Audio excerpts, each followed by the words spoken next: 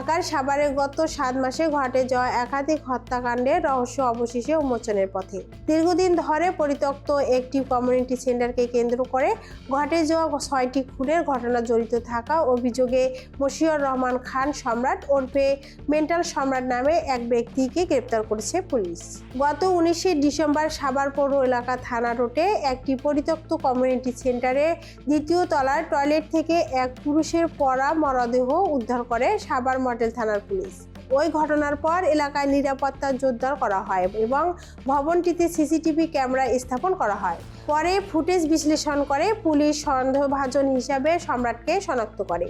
রোববার অভিযান চালিয়ে তাকে গ্রেপ্তার করা হয়। সোমবার সাভার থানা চত্বরে আয়োজিত সংবাদ সম্মেলনে ঢাকার অতিরিক্ত পুলিশ সুপার আরাফাতুল ইসলাম জানান, প্রাথমিক জিজ্ঞাসাবাদে সম্রাট কমিউনিটি সেন্টার সংশ্লিষ্ট 6টি হত্যাকাণ্ডে জড়িত থাকার কথা স্বীকার করেছে। তবে হত্যার উদ্দেশ্যে এবং তার পেছনে অন্য কেউ জড়িত কিনা তাই এখনো নিশ্চিত নয়। পুলিশ জানায়, সম্প্রতি 5টি মরদেহ উদ্ধার করা হয়েছে এবং এর আগে মডেল মসজিদের সামনে আরও একটি মৃতদেহ পাওয়া যায়। এসব ঘটনাকে একই সূত্রে গাচ্ছে আইনশৃঙ্খলা বাহিনী। ইতিমধ্যে পোড়া 2টি মরদেহ উদ্ধারের ঘটনার হত্যা মামলা দায়ের করা হয়েছে এবং আসামির বিরুদ্ধে আদালতে 10 দিনের রিমান্ড আবেদন করা হয়েছে। 6 জনের নিহতের মধ্যে 1 জনের পরিচয় নিশ্চিত করা গেছে।